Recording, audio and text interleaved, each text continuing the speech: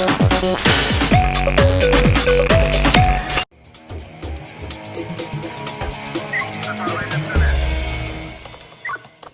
قالوا على القادوس وليتي كليان عندنا وليت كنشوفك هنا اكثر من الضابط. ايوا نتوما اللي تستدعوني نعمس. في الصراحه عندك الحق، كان علينا نجيبوك غا مره بتهمه المخدرات وندوزوك للمحاكمه ونتهناو من تخربيقك. وين هاد المخدرات الثانيه السيلا بريغاد؟ حيت هاد الشيء ديال القذف السريع اللي كتقولوا راه ما يمكنش تخايلوا انت ساحي، بغينا غير هاد الشيء اللي كتبارطاجي وتوريوه لينا في الواقع. اسمع يا السيلا بريغاد، ياك انت الوحيد اللي كنعترف ليك ديما ونقول ليك حنا راه ما كنخدموش في الواقع، كنخدموا غير في المواقع. الحمد لله والشكر لله على انه المغرب صاحب الجلاله الله ينصرو الضامن لهذه البلاد هذه اللي عطى انطلاقه شخصيا الحمله ديال التلقيح والصاهر على باش تمر هذه العمليه كلها في امان، وصاهر على الصحه والسلامه ديال المواطنين.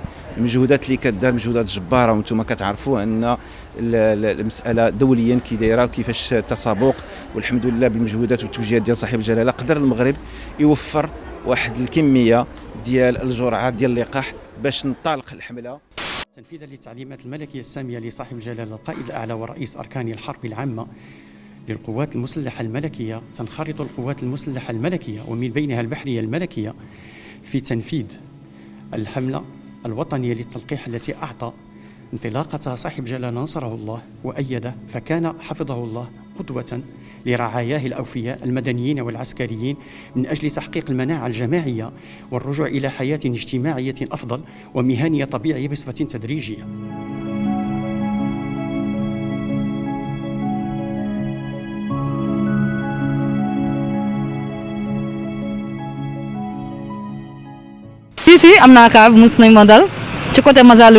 J'ai été victime d'agressions près de la mosquée Mouride Massalikul Jinan.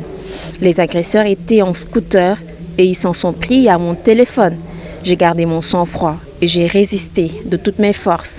Je suis pour le retour de la peine de mort. Ces agresseurs doivent être combattus et ceux qui commettent un meurtre doivent être exécutés. Et c'est extrêmement tonnerre ces machines d'impression 3D. De vaccins, de médicaments, mais aussi de... Aujourd'hui, nous assistons à une conférence sur l'industrie 4.0 pour une économie résiliente. Le mot résilience prend tout son sens pendant cette période de pandémie qui a bouleversé un peu nos modes de fonctionnement. تأهيل وتثمين السوق المركزي لمدينة دار البيضاء، مشروع بغلاف مالي 15 مليون ديال الدرهم. المساهمين فيه هما مجلس جهة دار البيضاء ووزارة الداخلية. الميتر دوفغاج سي لا كومون ديال كازابلانكا.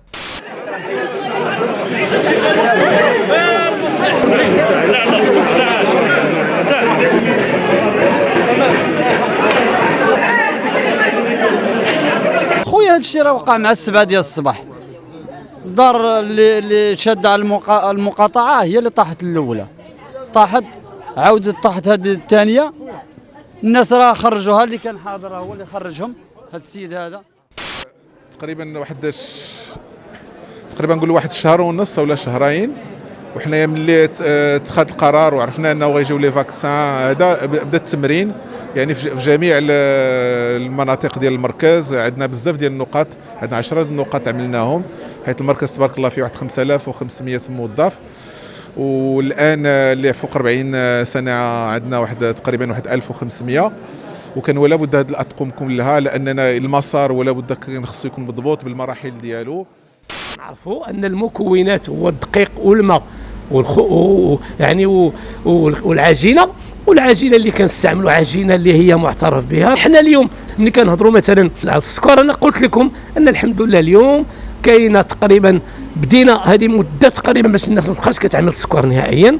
فيما يتعلق بالملحه، احنا راه انخرطنا باش نكون معك واقعي، انخرطنا في هذه العمليه مع المنظمه العالميه للصحه. كيف انخرطنا في 2004 باش درنا التقويه ديال الدقيق بالماده ديال الحديد. فيما يتعلق بالكلور، حنا الاشكال فين كاين؟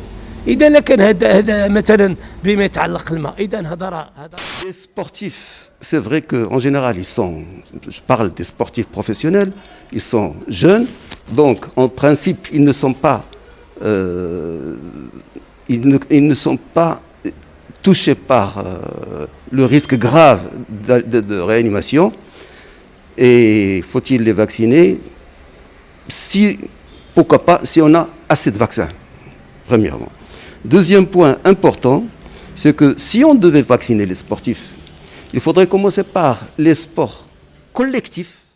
الناس اللي تيستعملوا البوطه باش يسخنوا الحمام باش ياخذوا الدوش سورتو دابا افيك الحمامات اللي ما كاينينش و تيخصهم يسخنوا واخا مزيان، ولكن ملي يجيو هما يدخلوا تيخصو يخرجوا البوطه ولا الفخر من المحل فين تياخذوا الدوش ديالهم وتيغسلوا، لان الاستمرار ديالهم ديال التسخين ديال الماء. La Continentale a fait le pari du développement sur cette année 2020 malgré la crise du coronavirus. Après Darbo Izza, on a décidé de s'implanter dans une ville où les marques...